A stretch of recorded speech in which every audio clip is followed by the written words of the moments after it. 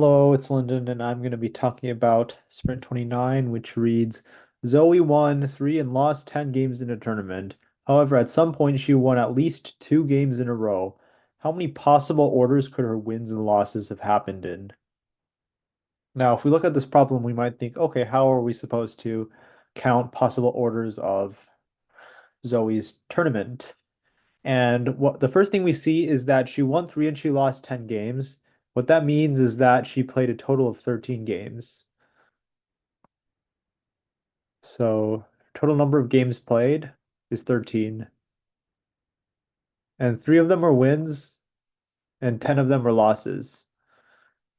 Now, if we ignore the restriction of at some point she won at least 2 games in a row, if we just completely ignore this,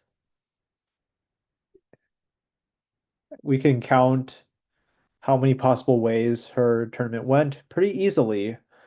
And by that, I mean, imagine how, imagine we try to order 3 Ws and 10 Ls. There should be an L, 10 Ls in a row. Um, then each possible ordering corresponds to exactly one possible tournament outcome for Zoe's tournament. For example, if we were to order the Ws and the Ls such that the 3 Ws came before any of the 10 Ls, we see that this is one possible ordering of these letters, and it also corresponds to one possible outcome of Zoe's tournament, namely that she won her first 3 games and lost her last 10. Now, the number of ways to rearrange 3 Ws and 10 Ls is 13 choose 3, which equals 13 factorial divided by 10 factorial times 3 factorial. Um, And if you order this, you end up with 286. So if you ignore the condition that Zoe won at least 2 games in a row, there are 286 possible ways her tournament could have gone. Now, let's let's imagine now that we bring our restriction back in. And what that means is that this 286 number is too big because in some of these orderings, she did not win at least 2 games in a row. For example, in the ordering WLWLW, then 8 Ls, she did not win 2 games in a row. Every win was immediately followed by a loss. And um, possible orderings that do not have these two game winning streaks should be excluded from our total count. So what we need to do is we need to count how many ways could her tournament have gone so that she did not have a winning streak of at least 2. And you can think about how are we supposed to count this? And what you can do is you can imagine that the 3 wins happen sometime in the tournament. And between these wins, there are some number of losses, and there's some number of losses in the beginning and in the end. And we don't know where the losses are, where the L's are, but we do know that there is at least one L in each of these 2 spots.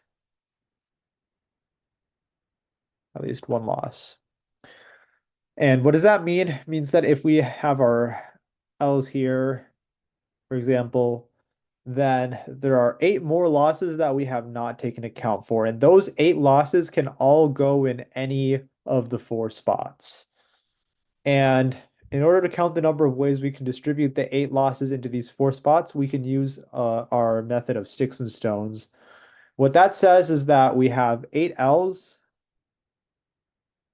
that we want to place into those 4 spots. And in order to decide how many L's go into the first, the second, the third, and the fourth spot, we can draw 3 dividers. And when we order these 8 L's and 3 dividers, whatever's before the first divider gets put into this first slot.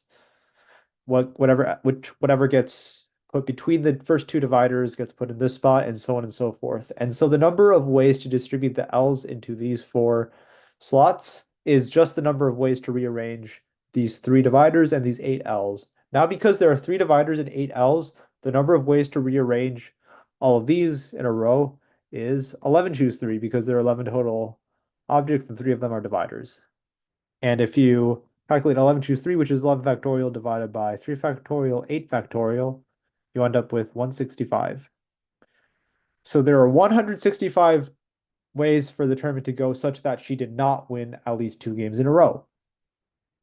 Now, 165 is the number of tournaments that could not have happened, but were counted in the 286 overall tournaments that we included without restrictions.